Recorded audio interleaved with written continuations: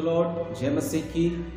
आप सभी जितने मुझे YouTube चैनल के माध्यम से लगातार सुनते हैं, मैं आप सभी लोगों को स्वागत करता हूं एक बार फिर से एक संदेश के साथ। मैं उस परमेश्वर को धन्यवाद करता हूं जिसने अब तक और आज तक हम सभी लोगों को जीवित रखा, मुझे भी संभाल के रखा। कई तरह की घटना, दुर्घटना और कई खतरे और मुसीबत सामने थे, परंतु इन सब बातों से बचा करके सुरक्षित और सकुशल आज तक मुझे रखा है। मैं आप सभी लोगों को धन्यवाद देता हूं जो लगातार मुझे YouTube में सुनते रहते हैं, नियमित तौर पर मुझे सुनते रहते हैं। और आप में से कई लोग हैं जो जरूर थोड़ा थोड़ा भी सही, लेकिन आप मुझे सुनते हैं। परमेश्वर आपको बहुतायत के साथ आशीष प्रदान करे। मरकुस रचित सुसमाचार उसका 10 अध्याय और उसका 17 पद से लेकर के 22 पद के वचन को आज हम लोग अध्ययन के रूप में लेंगे। और मैं विश्वास करता हूं कि आप इस संदेश से आशीषित होंगे। और आप सभी लोगों से मेरी गुजारिश है जो मुझे देख रहे हैं, अंत तक जरूर इस वीडियो को देखिए। आप में से कई लोग जब किसी फिल्म को देखते हैं तो क्या आप आधा अधूरा उसको देख करके लौटना पसंद करेंगे? नहीं ना। जब आप फिल्म और सीरियल और जितने भी टीवी टेलीविजन प्रोग्राम है उसको आप शुरू से लेकर अंत तक देखना चाहते हैं। अगर आप क्रिकेट मैच के फैन हैं तो आप सोचते हैं कि पहले ओवर से लेकर आखिरी ओवर तक मैं उसको देखूं। लेकिन परमेश्वर के संदेश के साथ ऐसा क्यों नहीं होता कि हम शुरुआत से लेकर अंतिम समय तक, जब तक संदेश है, उसको देखें? हम ऐसा नहीं करते। आप सोचते इन सब बातों के द्वारा भी हमारा परमेश्वर के सामने न्याय होने वाला है। याद रखिएगा, आप ये नहीं बोल सकते कि प्रभु मैंने आपके वचन को देखा, मैंने आपके संदेश को देखा, लेकिन आपने पूरा नहीं देखा। जब तक आप पूरा नहीं देखोगे कई चीजों को आप समझ नहीं पाओगे। परमेश्वर के साथ जो दौड़ हम दौड़ रहे हैं उसमें आपको पूरा दौड़ना होगा। फिनिशिंग पॉइंट तक आपको दौड़ना पड़ेगा, अपनी दौड़ को पूरी करनी होगी। अधूरा दौड़ने वालों को परमेश्वर कभी ग्रहण नहीं करेगा। तो मैं विश्वास करता हूं कि आप संदेश को पूरा सुनेंगे, देखेंगे। मरकुस रचित सुसमाचार उसका 10 अध्याय हम लोग देखेंगे और 17 पद से आगे, जहां पर यूं लिखा है, जब वो वहां से निकलकर मार्ग में जा रहा था तो एक मनुष्य उसके पास दौड़ता हुआ आया और उसके आगे घुटने टेक कर उससे पूछा, हे उत्तम गुरु, अनंत जीवन का अधिकारी होने के लिए मैं क्या करूं? यीशु ने उससे कहा, तू मुझे उत्तम क्यों कहता है? कोई उत्तम नहीं, केवल एक, अर्थात परमेश्वर। याद रखिएगा, यीशु मसीह स्वयं क्या कह रहे हैं कि कोई उत्तम नहीं, केवल एक, अर्थात परमेश्वर। तू आज्ञाओं को जानता है, हत्या ना करना, व्यभिचार ना करना, चोरी ना करना, झूठी गवाही ना देना, छल ना करना, अपने पिता और अपनी माता का आदर करना। उसने उससे कहा, हे गुरु, इन सब को मैं लड़कपन से मानता आया हूं। यीशु ने उस पर दृष्टि करके उससे प्रेम किया और उसे कहा, तुझ में एक बात की घटी है, तुझ में एक बात की घटी है, जा जो कुछ तेरा है उसे बेचकर कंगालों को दे और तुझे स्वर्ग में धन मिलेगा और आकर मेरे पीछे हो ले। इस बात से उसके चेहरे पर उदासी छा गई और वह शोक करता हुआ चला गया, क्योंकि वह बहुत धनी था। परमेश्वर इस वचन को समझने में आपकी सहायता करे। एक धनी युवक की यहां पर कहानी है, बहुत धनी है वो, और वो यीशु के पास आया। इस युवक के अंदर बहुत सी क्वालिटी है और आप में भी शायद ये सारी क्वालिटी हो सकती है। ये व्यक्ति किसके पास आया? यीशु के पास आया। वो इसलिए आया क्योंकि वो ये यीशु को जानता होगा कि यीशु कौन है, और इसलिए वो यीशु के पास आया। तो इसके अंदर क्वालिटी क्या है? नंबर 1, वो यीशु के पास आया। नंबर 2, इसलिए आया क्योंकि वो यीशु को जानता है। नंबर 3, कैसा आया? दौड़ता हुआ आया, दौड़ता हुआ आया। नंबर 4, वो घुटने टेका उसके सामने, घुटने टेका, अर्थात आराधना की प्रभु की। उसने स्वीकार किया कि जिसके सामने वो आया है वो प्रभु है। उसने घुटने टेका और घुटने टेक करके उसने क्या किया?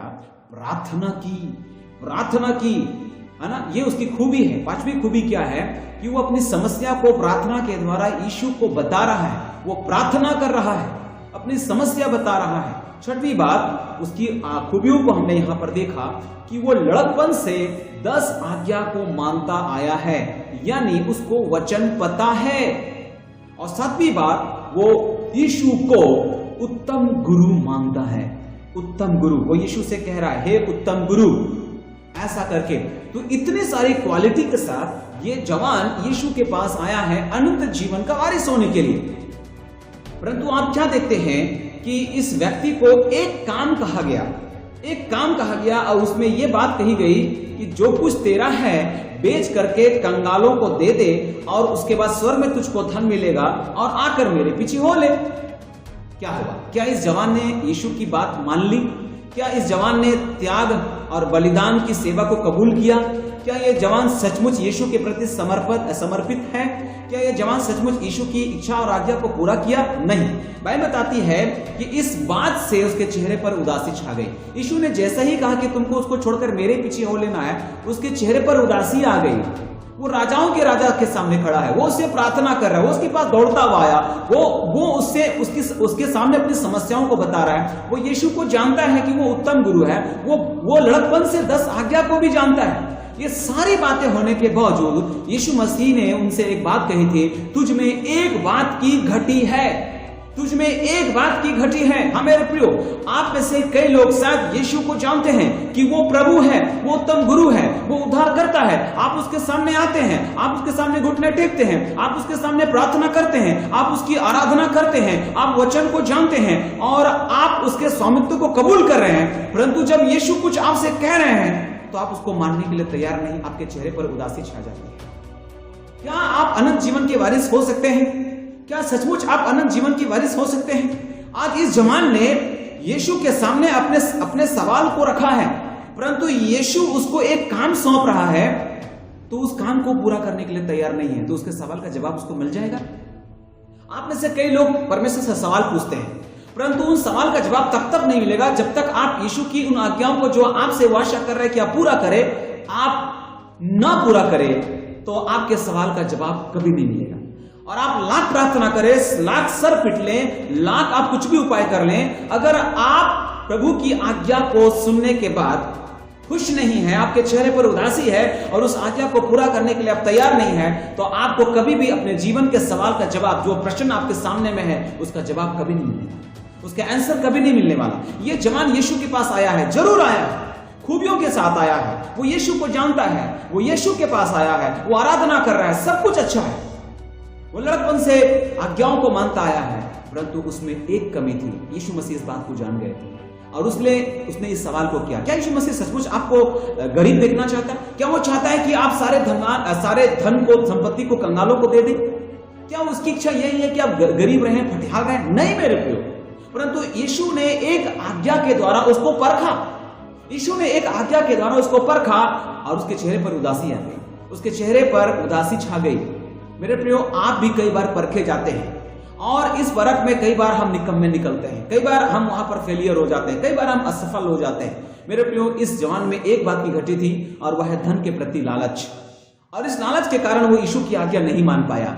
इस लालच के कारण वो उस धन को त्याग नहीं पाया, उसका बलिदान नहीं कर पाया, वो यहां पर चूक गया। इस जगह में उसके अंदर एक घटी रही, एक कमी रही और यीशु मसीह इस बात को जानते थे और इसलिए उसने परखने के लिए यह बात कही थी और जवान ने उस बात को पूरा नहीं किया। आप में से कई लोग अनंत जीवन के वारिस होना चाहते हैं, कई लोग चंगाई पाना चाहते हैं, कई लोग सफलता पाना चाहते हैं, कई लोग आशीषें पाना चाहते हैं, कई लोग प्रभु के साथ सुखमय जिंदगी जीना चाहता है, कई लोग आनंदित जीवन जीना चाहता है, परंतु यीशु एक काम सौंप रहा है और उस काम को पूरा नहीं कर रहे। आप में वो एक घटी कौन सा है जो आज इस जवान से यीशु मसीह कह रहे हैं कि तुझ में एक बात की घटी है? वो घटी कहां है, कौन सा है? जानते हैं, बाइबल में ऐसे कई लोग हैं जो एक बात में चूक गया और उसका खामियाजा उसको भुगतना पड़ा। कई लोगों का उदाहरण हम आपको दे सकते हैं, कई लोगों का। अब्राहम के बारे में आपने पढ़ा होगा, उत्पत्ति 15 अध्याय उसका 13 वचन, उत्पत्ति 15 अध्याय उसका 13 वचन। आप अध्ययन के रूप में उसको पढ़कर निकाल लीजिएगा और बाद में जरूर उस पर थोड़ा देर मनन कीजिएगा। अब्राहम की वहां एक चूक हुई, उस एक चूक के कारण परमेश्वर ने उनसे कहा था कि उसके आने वाले पीढ़ी को, आने वाले जनरेशन को 400 साल की गुलामी खटना पड़ेगा। 400 साल की गुलामी, वो अन्य देश में, पराये देश में 400 साल की गुलामी वो खटेगा। एक गलती, एसाव की एक चूक ने, आप सब जानते हैं उत्पत्ति 25 अध्याय के जो आप पढ़ते हैं तो एसाव की एक गलती, वहां पर उसने दाल के भाव में उसने अपने पहलौठे का अधिकार को बेच दिया, एक गलती। और उसके बाद जब वो आशीष लेने के लिए आया तो वहां पर बहुत चिल्लाया, अपने पिता से बहुत मिन्नती उसने की, लेकिन उसके पिताजी ने कहा सब मैंने तेरे भाई को दे दिया और उसको एक भी आशीष नहीं मिली। वो रोने लगा क्योंकि गलती उसकी है, क्योंकि उसने अपने पहलौठे का अधिकार को बेच दिया। एसाव की एक चूक ने पहलौठे की आशीष से उसको वंचित कर दिया। मूसा की एक चूक ने, आप सभी को पता है, मूसा की एक चूक ने उसे प्रतिज्ञा के देश से वंचित कर दिया था। दूसरी बार चट्टान पर फिर उसने मार दिया।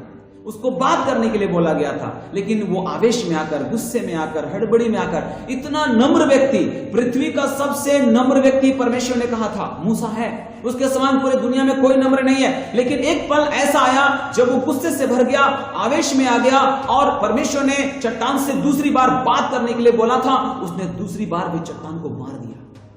पानी तो जरूर निकला, परंतु हुआ क्या? मूसा प्रतिज्ञा के देश से वंचित हो गया। एक चूक, एक कमी। हाँ, आप परमेश्वर को जानते हैं, हाँ आप परमेश्वर के पास अपने सवाल को रखते हैं, हाँ आप परमेश्वर की आराधना कर रहे हैं, हाँ आप उससे प्रार्थना कर रहे हैं, हाँ आप उसकी आज्ञाओं को मानते हैं, हाँ आप उसके वचन को मानते हैं, हाँ यीशु को आप उत्तम गुरु और प्रभु के रूप में स्वीकार कर रहे हैं, परंतु एक चूक, आपके जीवन की एक चूक आपको आशीषों से वंचित कर सकती है। परमेश्वर पर संदेह, परमेश्वर पर शंका, परमेश्वर की आज्ञाओं का उल्लंघन, परमेश्वर की आज्ञाओं के प्रति समर्पण का न होना आपको आशीषों से वंचित कर सकता है। सिमसोन की एक चूक ने उसे दुर्बल प्राणी बना दिया, उसका अभिषेक समाप्त हो गया। वो अभिषेक व्यक्ति था, उसका अभिषेक खत्म हो गया, उसका बल खत्म हो गया। जिस आंखों के रास्ते उसने पाप किया था, उसी आंख को फोड़ दिया गया, उस आंख को फोड़ दिया गया। हाँ मेरे प्रियो, शिमशोन का एक चूक उसको दुर्बल बना दिया, उसको आशीषों से वंचित कर दिया, उसको अभिषेक से वंचित कर दिया। न्यायों की पुस्तक 16 अध्याय उसका 1 पद और 19 और 21 पद को जब आप पढ़ेंगे तो वहां पर आप इस बात को पाएंगे। हाँ मेरे प्रियो, दाऊद की एक गलती, अगर आप दाऊद के बारे में भी देखेंगे तो दाऊद की एक गलती, जो दूसरा सामुएल 11 अध्याय 1 से लेकर के 4 पद में जो गलती उसने किया था, उस गलती के कारण दूसरा सामुएल 12 का 11 में लिखा हुआ है कि दाऊद के घर से तलवार, युद्ध, लड़ाई और झगड़े कभी दूर नहीं हुए, कभी दूर नहीं हुए। दाऊद के घर में लगातार ये सारी बातें होती रही, कुकर्म होते रहे, लड़ाइयां होती रही, झगड़े होते रहे। एक चूक दाऊद के घराने में इस बात को लेकर के आया। आज अगर हमारे घर में ये सारी बातें हो रही है तो उसका वजह हो सकता है सुलेमान की एक चूक से। सुलेमान की एक चूक से इजराइल 2 भाग में बट गया।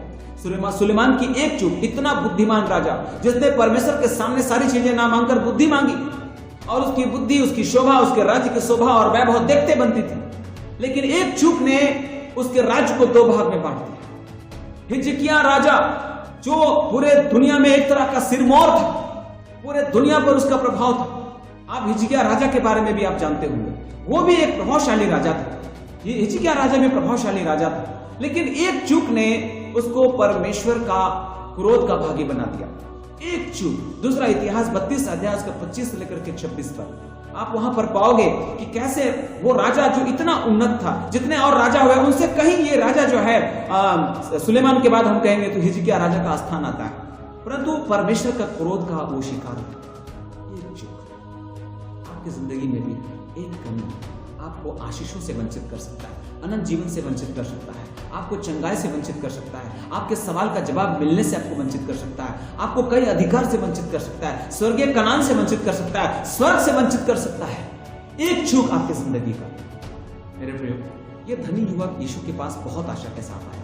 आप भी यीशु के पास आते हैं, जरूर आते हैं, आशा के साथ आते हैं, विश्वास के साथ आते हैं, परंतु अपने जीवन में टटोल कर हमको देखना है कि मुझ में क्या करना है, मुझ में क्या घटी है।